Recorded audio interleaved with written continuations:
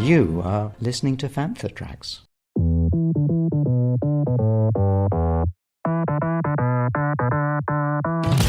It's time to get all your Star Wars news in a single file. This is Canon Fodder. Here are your hosts, Mark Mulcaster, Brian Cameron, Matt Booker, and Mark Newbold. Grab your bookmarks, it's time to take cover as we unleash the Canon Fodder over the Star Wars galaxy of literature. Canon Fodder is the home on Fantha Tracks Radio for everything Star Wars literature, from comics, books, magazines, partworks and everything else that comprises the expanded universe of Star Wars. Joining me, Brian Cameron, this month is Mark Newbold. Hi. And Mark Mulcaster. Hello there. How has the last month been for you both? Oh, blimey. Well, one thing I've got to learn how to do an introduction to this show, because I always just say hi and it sounds really lame.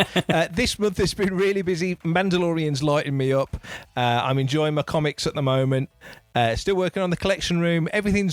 Well, I was going to say everything's good. We're in the middle of a global pandemic. Everything's not good, but as far as Star Wars goes, everything's pretty peachy, I would say. Yeah, and you, Mr. Mulcaster? As good as it can be. Yeah, I'm pretty much the same. I'm currently looking at a rather large, slightly toppling tower of vintage Star Wars action figures and stuff, which I need to sort out and put away somewhere. But I'm worrying about where I'm going to put them, and then also thinking about where the hell I'm going to put my Razor Crest when it arrives next year. But I've got a whole year to figure that out, so it's all good. Did it finish, the HasLab on the Razor Crest? I missed that. It did 28,300, I think it was, or something crazy like that. It was just insane numbers.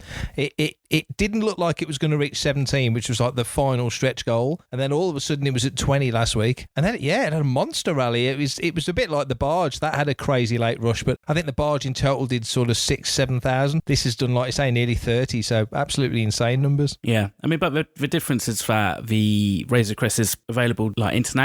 Yeah. Which the sail barge wasn't. So, yeah. Which is good for us. Very. For me, it's been a really hectic work month. It's going to be much the same through the end of the year into 2021, and we can finally say goodbye to this horror of a year. But I did finally manage to get my hands on the Star Wars archives for the prequels today, after some fun and adventures getting that delivered after the original package was stolen from my doorstep. Oh no. But so after this show's finished, I'm going to sit down and open that up and enjoy the wonders that'll be, because the first edition of that I did particularly love. Yeah, I got the first one. I got the 40th anniversary edition of the first one as well, which is a fantastic little sort of compilation version. It's just Star Wars Empire and Jedi. It doesn't go into anything around or beyond that like the bigger book did, but really nice book. But certainly need to get this prequels book, because I'm sure there's some fascinating stories in there. So on this month's show, the big news continues to be the High Republic as we gear down to its 2021 launch. We've also seen some short stories come out for Star Wars Squadrons. But overall, everything has calmed down in Star Wars literature world. But there's always news to chew over. So with all that said, let's get stuck in and chew over the latest fodder.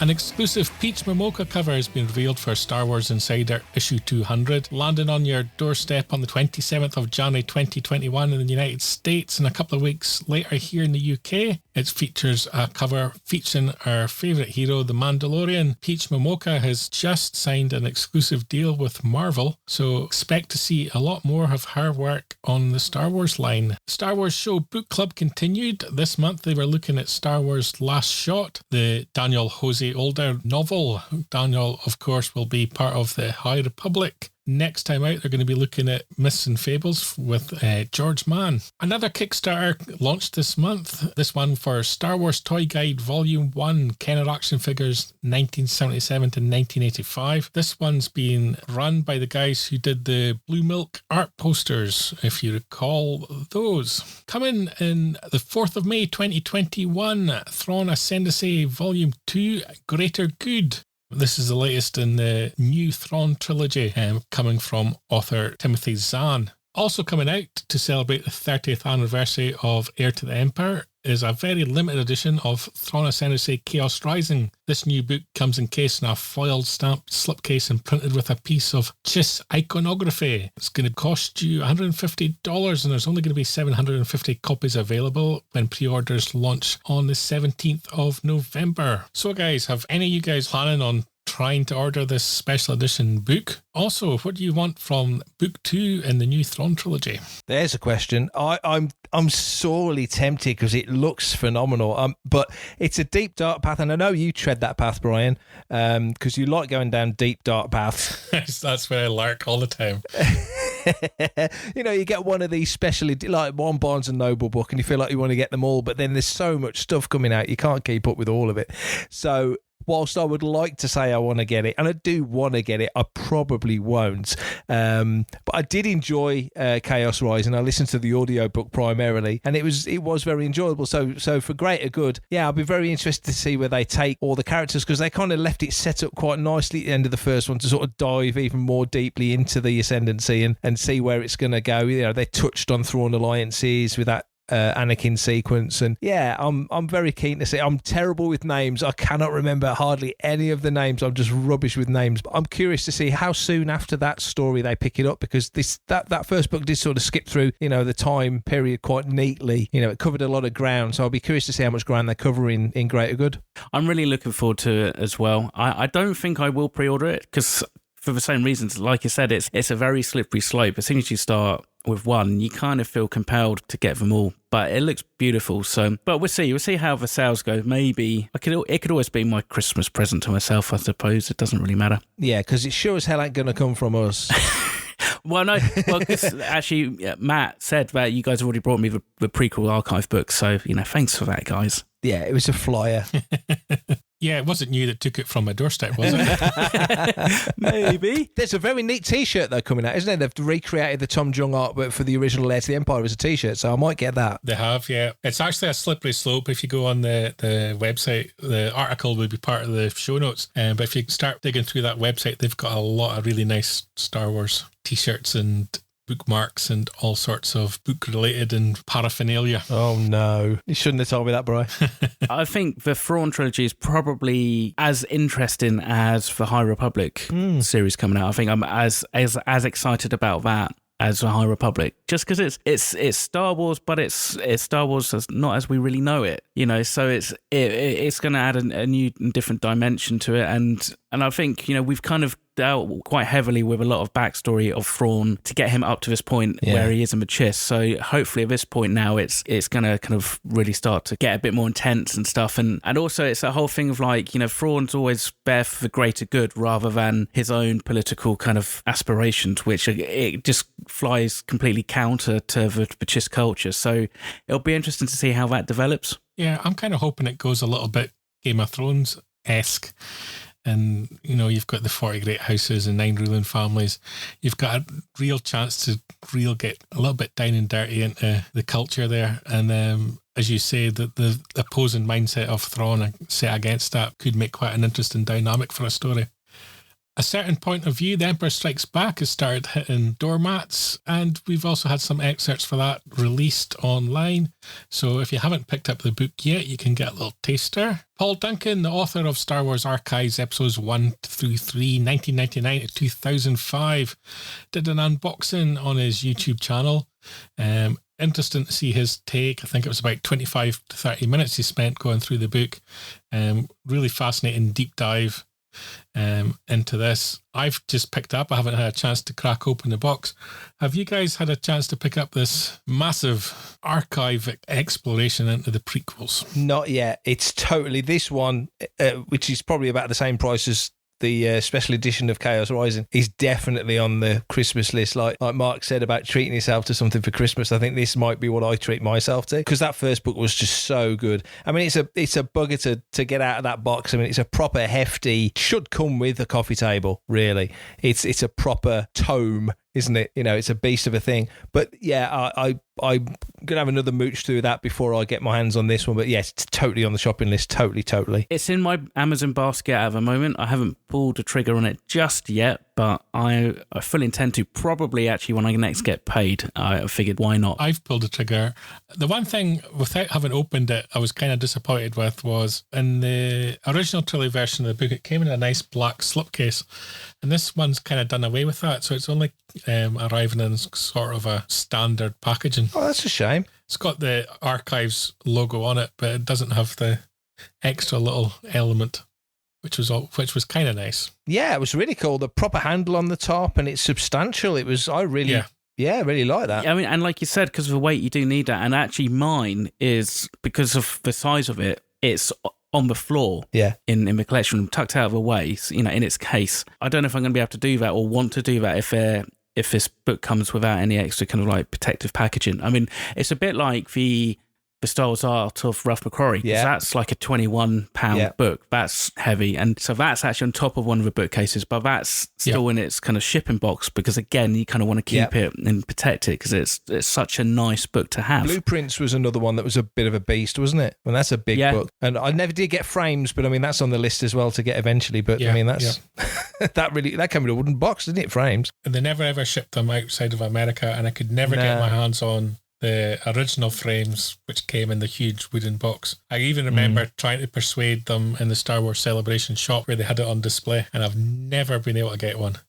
They never come up for sale. No. But of course, it's been released since in a non-wooden box, kind of similar in size to the Archives. So there is in a more achievable format.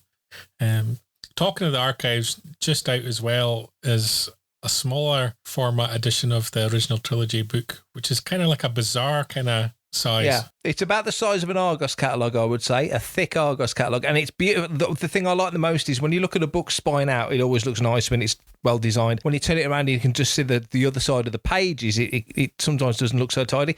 This has got almost like a flap that goes over the pages, so the book is completely enclosed. I've never seen a book quite like it. It's really well designed, and as I say, it just focuses on Star Wars Empire and Jedi. It doesn't touch on the Ewok movies or the holiday special or anything else. It's just those. It's a really nice little, like you say, like a smaller version of that, compressed version of that book. It's still 300 or 400 pages. It's still a substantial book, but yeah, very nice. Cavan Scott has a new comic out, Shadow of Vader's Castle, with art by Francesco Francavilla, Derek Charm, and our good friend Nick Brokenshire. It landed on the 4th of November with a nice little Halloween kind of horror Star Wars tale. Nick, of course, was recently on a Canon Fodder podcast where Mark, I believe you interviewed him. Yeah, he talked about this, talked about his general career, talked about Vader's Castle, which I know he's very into and very keen to sort of be a part of, because that's kind of become almost a Halloween tradition now from Cavan. It's become quite its own thing, and tying into the whole Mustafar stuff and the Lego Vader's Castle and all of that sort of all plays together with this concept that IDW are now making very much an annual thing, and also the Star Wars Adventures annual 2020 annual with Jackson back again, which we spoke about recently, and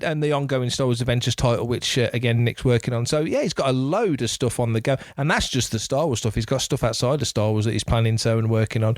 Yeah, he is a good guy, and always good to have a chat with him. Yep. So if you're listening to this episode, check out the rest of the Fantha Tracks radio feed, and you'll find that episode. Hi, this is Amy Ratcliffe, and you're listening to Fantha Tracks. Last month, we had the news that Star Wars Insider would be having some original short stories again, starting in December with A Tale from the High Republic. Surprisingly, over the past month, EA have released a couple of short stories based around their Star Wars Squadrons video game. The tales called Count to Three and The Light You Bring are both now up on the EA website, and you'll find links for them on the show notes. Have either of you guys had a chance to check out the short stories? I had a brief skim through one of them and was adding it to the site just to get a quick flavour of what it was about. And from what I can gather, the two stories, the first story was told from the New Republic guy's point of view, and the second story was from the Imperial point of view. So they're sort of capturing both sides. Again, it was very much a skim read, so I've not read them at length, which I plan on doing. And I really like the fact, two things. EA doing short stories, great. Expand and fill in and tell us more stories from that Star Wars Squadrons area of Star Wars and the Insider doing fiction. It was such a loss to the Insider to not have fiction for so long, because it's a huge draw. It's a reason for people to subscribe. It's another reason. And now they're doing it again. I don't know who's had the foresight to make it happen, but well done, because I think it'll really bring something to the magazine. It'll bring readers in, which is always good. And yeah, great move. So I'm pleased on both counts there. Yeah, I read Counter Free. It's a nice quick read. I do like Star Wars short stories, and like Mark said, they were definitely missed from Star Wars Insider. And I think, actually, to be fair, was one of the reasons why I stopped subscribing, if I'm honest, because that was one of the things that they offered, which was completely different from anything else you could get anywhere else. So, as soon as they start doing the new short stories, I think I'm going to have to restart my subscription. But those EA short stories are pretty good. One from each side of a faction.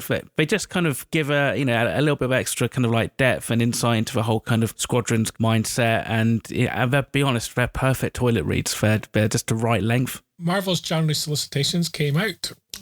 On sale on the 6th of January will be Star Wars issue 10 and Star Wars The High Republic issue 1. On the 13th of January, Darth Vader issue 9. 20th of January, Bounty Hunters 9, and the 27th of January, Dr. Aphra 7.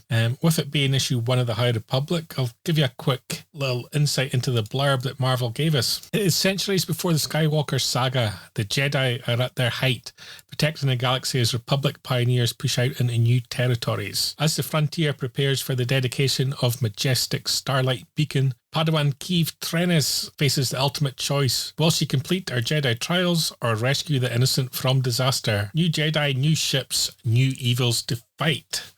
So obviously we're all looking forward to seeing what the High Republic brings. But on top of that, guys, what else from the solicitations are you looking forward to? I gotta say, I think Marvel at the moment across all the titles are really sort of starting to get it ticking over. I think in the past, sort of the 2015 run, Vader was always solid. Star Wars was very up and down. Aphra's an acquired taste. Of course, we had Kanan back then, and then all the other sort of series that came along, miniseries, which have always been enjoyable for the most part anyway. But this time round, I think Aphra's very enjoyable.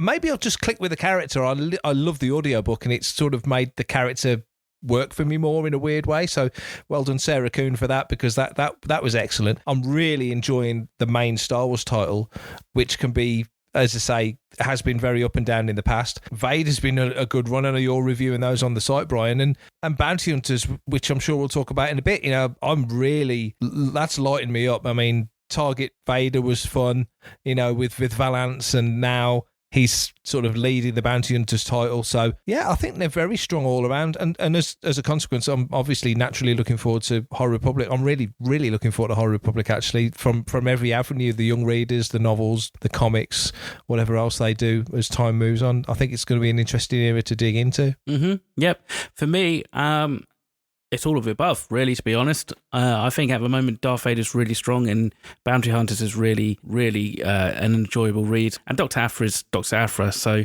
I've loved Dr. Aphra since day one. She's fun and she's awesome. So it's quite nice, because both Vader and Bounty Hunters can be pretty heavy and hard going, whereas Dr. Aphra's got that levity about her, which makes it an easy and light read. It does strike me that right now at the moment you've got 4 ongoing titles. You've got Vader as a villain. You've got Bounty Hunters, who could be viewed as villains, if you like.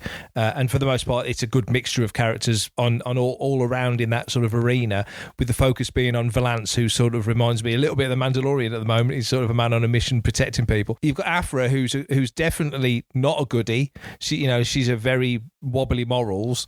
So the only title that's really focusing on the good guys is Star Wars. It just strikes me that the anti-heroes seem to have the balance at the moment with the titles. My issue with comics at the moment is you've now got 5 ongoings from Marvel. Yeah. Before December 21st, when Mando Mondays finishes, we should have the news on the Mandalorian comic series from Marvel, which again could be an ongoing or at least a substantial series. If you look at IDW, they've got Star Wars Adventures, and they're going to have Star Wars Adventures The High Republic. So they're going to have 2 ongoings. And again, you're going to have a Marvel comic from them. So you could be looking at 7 ongoings and 2 Mando series, 1 from each company, which is a pretty heavy load for Star Wars and comics, in my opinion.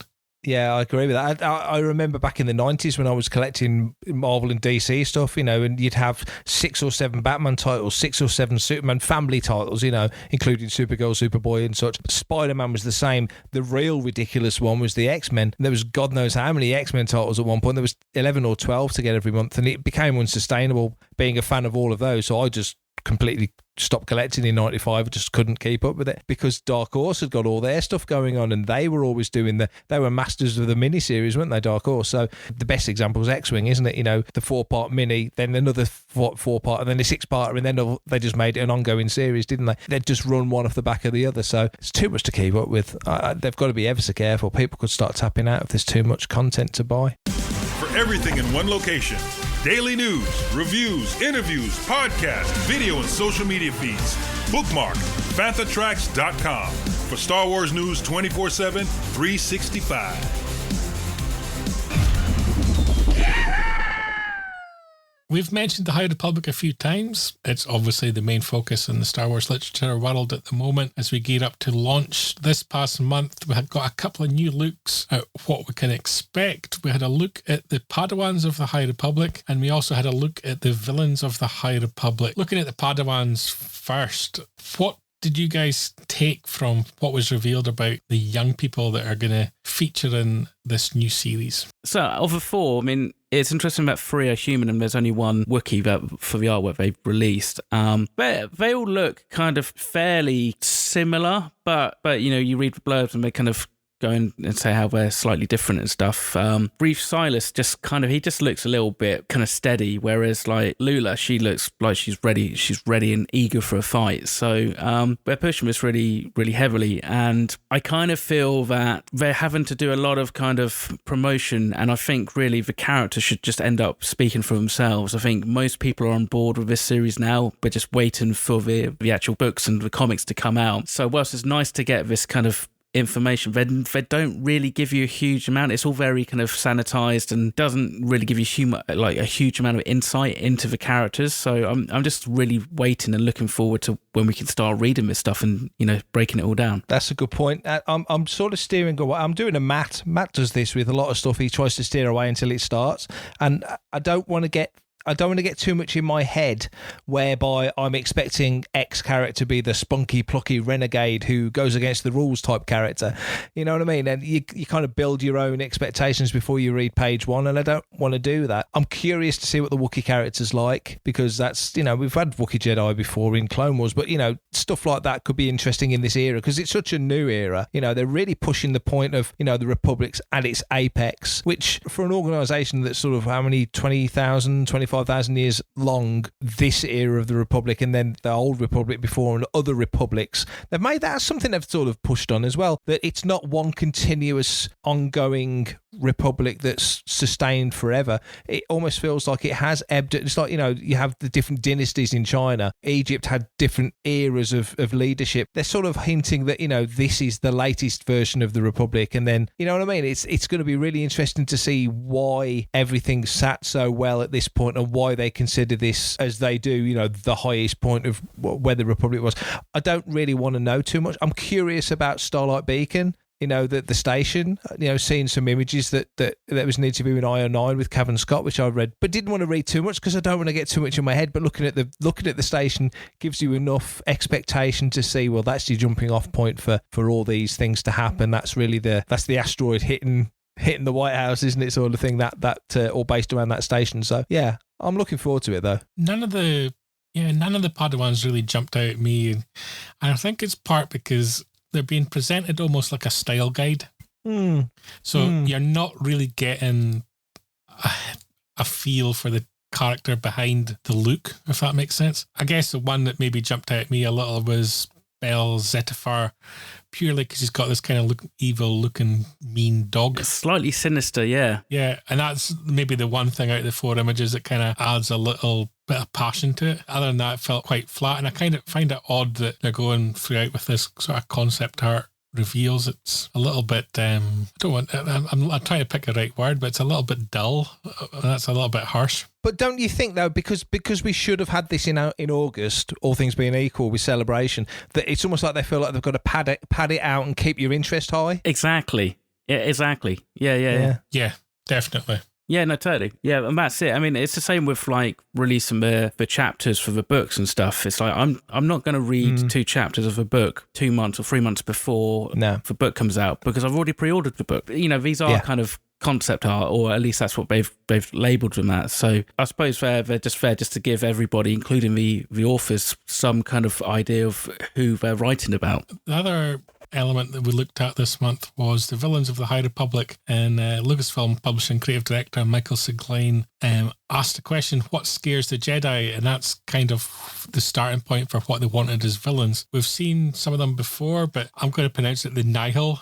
Correct me if I'm wrong, but that's kind of seems to be the main group of baddies. Marcion Rowe was another character was kind of being revealed, and we've also had a look at a monster called the Dringer. What did you guys take away from the concept art for these characters? You've got to give the Jedi something tough to fight, but they can't just be monsters, they can't just be bruisers. There's got to be some aspect of them. I mean, love them or hate them, the Yuzhong Rong were a formidable enemy because the way that they were set up and just everything about them was trouble, and there needs to be, and I don't want them to tell us what their specific thing is before we go into the books. I want to learn it as we go because I like the way they've set up Cavan working on a comic, then doing a novel, you know, and the authors all moving around the various properties. I like the thought of the foresight of that, you know, from off the back of Project Luminous. I like that. I think it's going to be interesting to follow. That being said, there's got to be something about them,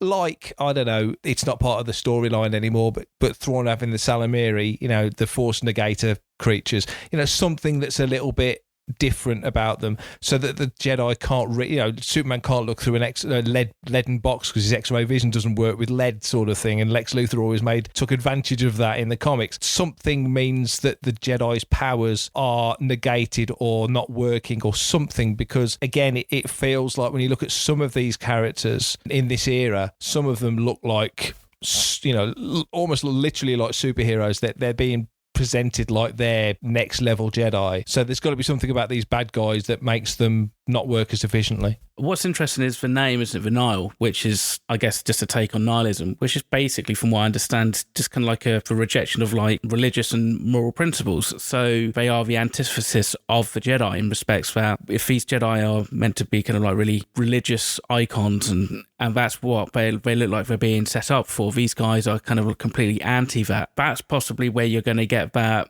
conflict. If you've got a group of people who literally don't give us a toss about anybody else, but obviously, you know, the collateral damage can be quite extreme and quite heavy. I really quite like the design for the Drenga, the kind of plant thing. It kind of looks like something out of a Guillermo del Toro kind of film or something. It's quite cool. I'll be interested to see how that kind of plays, you know, this whole kind of plant thing, really. I think that the main thing is that we're now like 40 years into like Star Wars history, and we've had so much before. You know, they've got to work really hard to give us villains that are going to be different and, you know, multi-dimensional, that are really going to kind of not feel like they're just kind of pale comparisons of ones which have come before. Yeah, I think that's right. I think for me, the Nihil, I like the sort of steampunk kind of thing. You can do some interesting things with that in Star Wars, I think, in comics. I look forward to seeing what people who are cosplayers do with that as well. It could be a lot of fun there. The Dringer, I didn't like. I thought it looked like a Fraggle.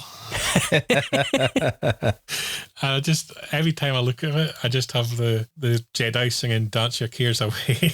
Yeah, it didn't frighten me. It just looked odd. That one was a pass for me, but the Nihil, I think, have got potential, and I think you could do some pretty cool things there. Yeah, we've not really... Have we had anything similar to the Drenga before, like from a plant kind of organic perspective? Nothing that's been substantiated on a regular basis, like... There seems to be the implication that this may. I guess the closest we would get to would be the Sarlacc. That's like a spore, isn't it? Yeah. But I suppose you've got to remember that is, you know, if you read the Jedi Codebook that came out a few years ago, they kind of say that those Jedi who weren't necessarily that strong with the Force are going to like the agricultural kind of like division of a Jedi. So, I mean, that's right. Basically, we might see a load of heavy weeding or something. I don't know. Lots of hose. Indeed. Hey, I'm Matthew Reinhardt. Hi, I'm Kevin Wilson. And we're on Fantha Tracks. This month we're reviewing Bounty Hunters, issues 5 and issues 6 from the ongoing series from Marvel.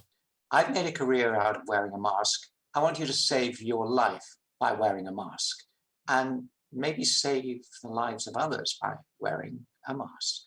In this month's reviews, we're looking at Bounty Hunter's ongoing comic from Marvel, digging into issues 5 and issue 6, the series from writer Ethan Sachs and artist Paolo Villanelli. Guys, what is your thoughts on the series as we reach part 5 of Galaxy's Deadliest? Ooh, I've got to be honest, I'm really digging this. And the weird thing is that there was a lot of kickback to this title in the first sort of 3 or 4 issues from various quarters that I understood why but didn't agree with. A lot of people think it's too violent as a Star Wars title. I think there's a lot of levity and a lot of light and a lot of up in Star Wars, and with the Vader's castle stuff we talked about, you get your spooky aspect, but Star Wars also works pretty hard edged because it is a war, and this is the underworld, so it's not the Star Wars that we're used to. It is very much an underworld bounty hunter. It's a different realm. But that being said, I think it works well being so hard-edged and tough.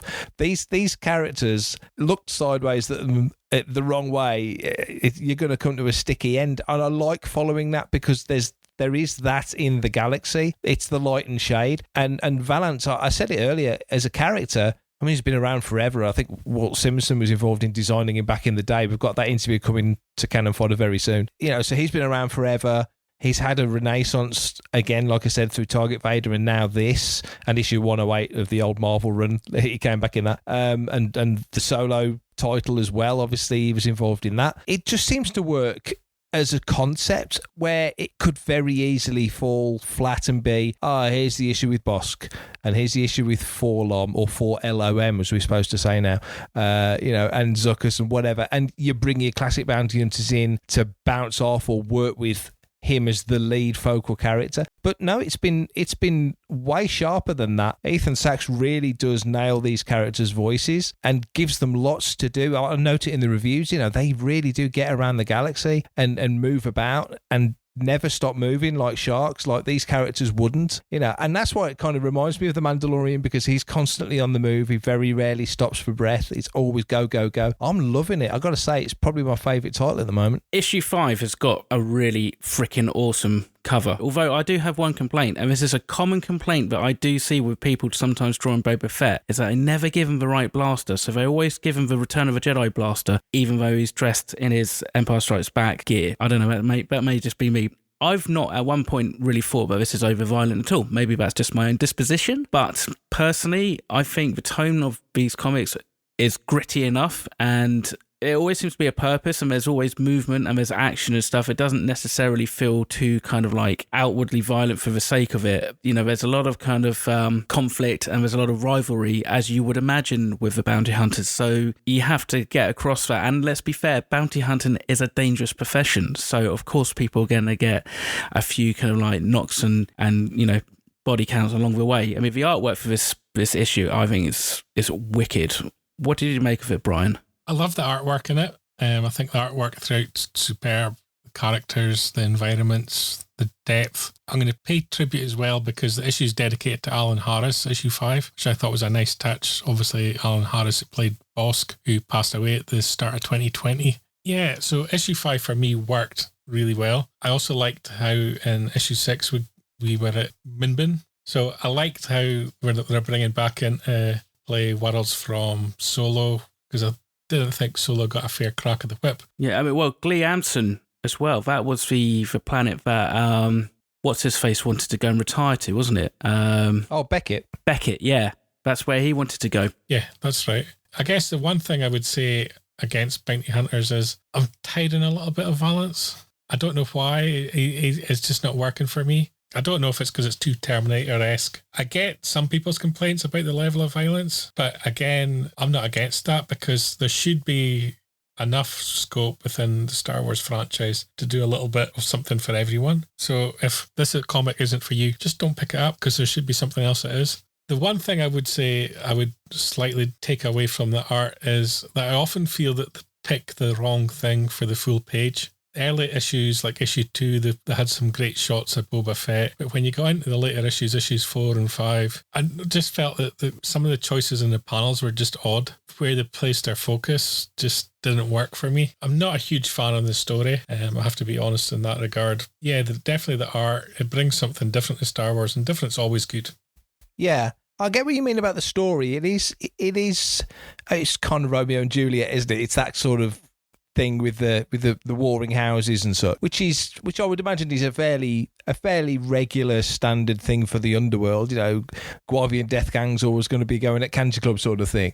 So this is, you know, the morning whale, isn't it? And the Broken Clan.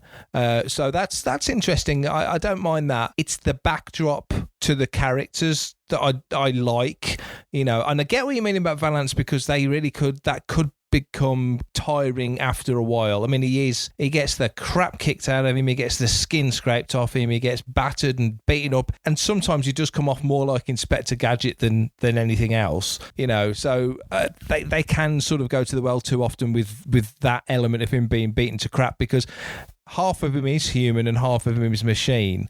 The human bit's just going to get scraped into a blob of scab by the time it's all done, you know, and there'll be nothing of him left. He'll be more like General Grievous than Valance, which is kind of half and half sort of thing, like your old Arnold Palmer. But yeah, it's still holding my interest. But yeah, you're right, that it does run the risk that if it doesn't change it up to a certain degree, and I don't quite know how they would do that, it could kind of run its natural course.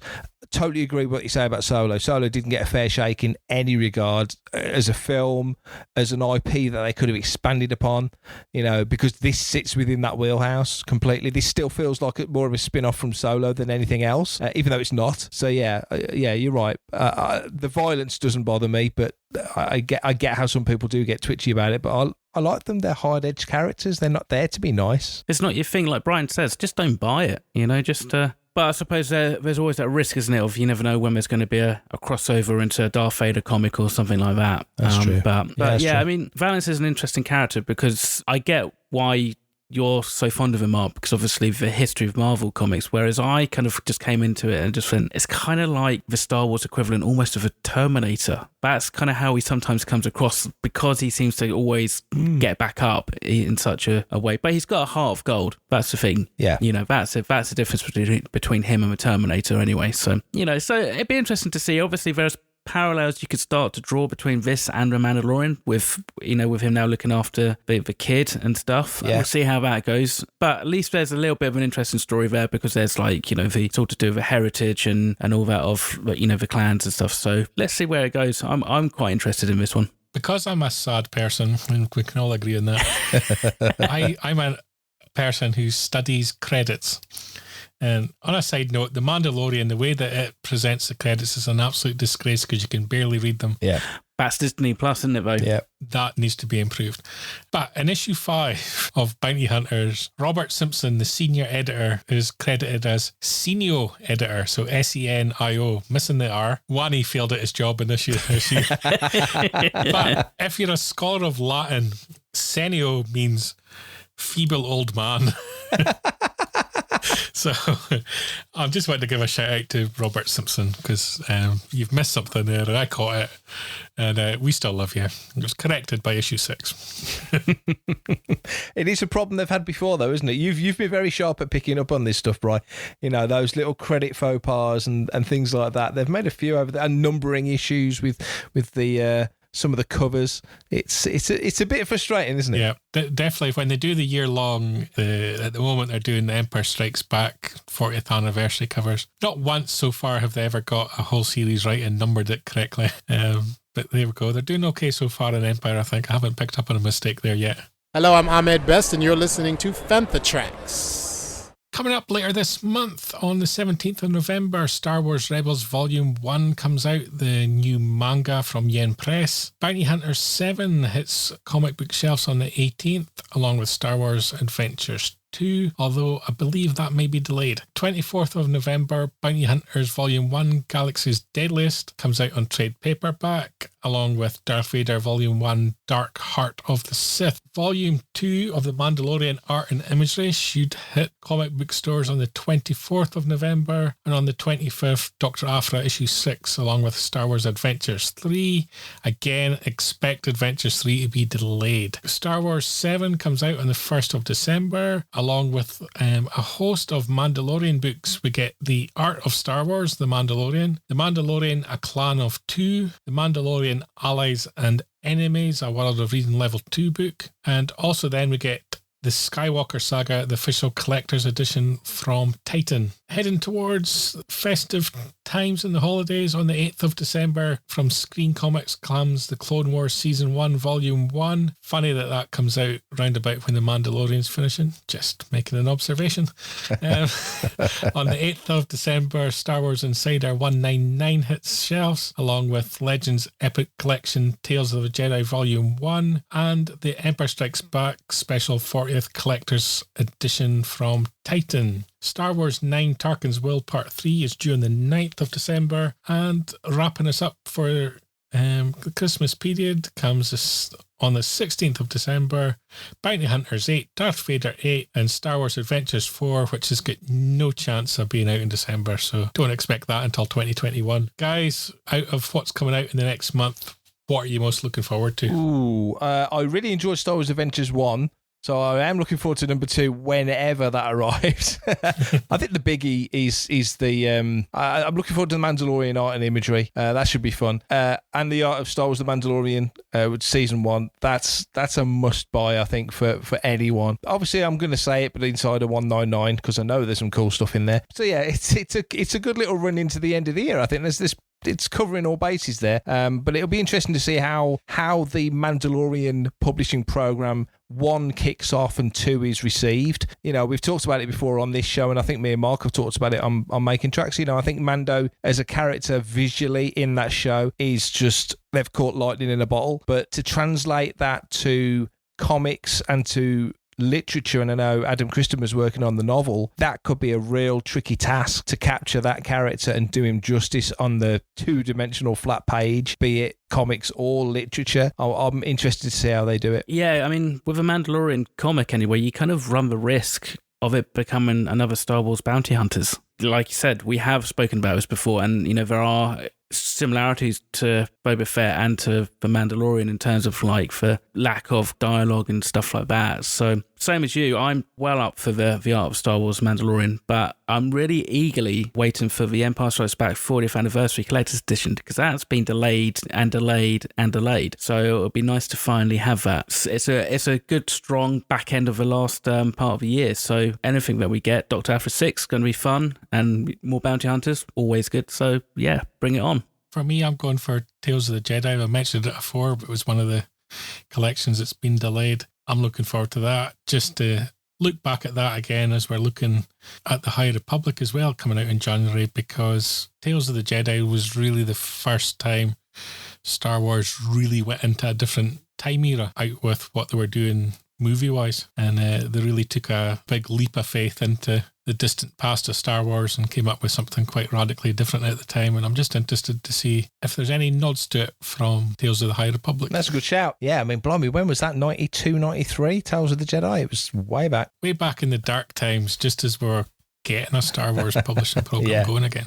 Just to maybe rain on your parade, at least the description kind of says it's the 2012 series. Was it? Don't say that. Yeah, sorry guys. It's according to the description on Amazon, at least, this is the Dawn of a Jedi run. So it's basically 25,000 years before the event. So we're going way back. Okay. So I'm guessing Volume 2 is going to jump into the Nomi Sunrider Ulrich Keldroma era that I'm thinking of. Oh yeah, Kay Keldroma, yeah. hopefully then let's look forward to Volume 2, because maybe they are going to go chronologically through it, and that's cool, because that Nomi Sunrider stuff, it's just something very kind of special about it. And I don't know if it's because of the age I was reading those comics, because I must have only been about 13, 14 or something at the time. But yeah, that just captured, the Jedi of myth, which I think everybody's always kind of wondered about. And the artwork, the cover art on those, was it Hugh Fleming did some of the artwork? And yeah, some of those were just poster worthy. So that's one thing Dark Horse did so well for the most part, apart from that one weird little time period when they were putting speech bubbles on the covers, which I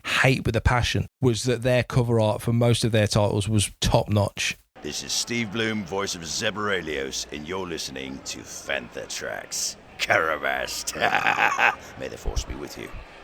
So, Mr. Newbold, let us know what's coming up next on Fantha Tracks Radio. Wow, we've got a busy month. We've got, after a long break, we've got the next episode of Planet Leia, which currently is in the edit, so that'll be coming reasonably soon. We've got more Desert Planet discs on the way. Making Tracks, we've hit a bit of a hot streak on Making Tracks, so I don't think we've missed an episode for blimey. I don't think we've missed an episode at all, have we? We've really had a good run on that. No, we've done a weekly show since, definitely since lockdown anyway, since the original one in March. Yep, so that's ticking over nicely. The next interview episode of Canon Fodder should be with us within the next couple of weeks, and it's the Walt Simonson interview, which we did for Empire 40, so that'll be with us fairly soon as well.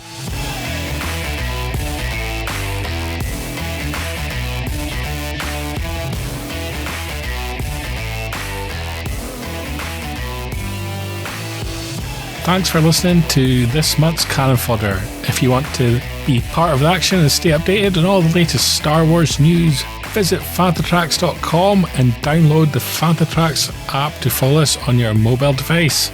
You can reach out to us and send in your listeners' questions by emailing radio@fanthatracks.com. And remember to comment, like, share and subscribe on all our social medias at Fantha Tracks. Leave a review, preferably a 5-star one, on Apple Podcasts, Google Podcasts, Spotify, or your podcaster or smart speaker of choice.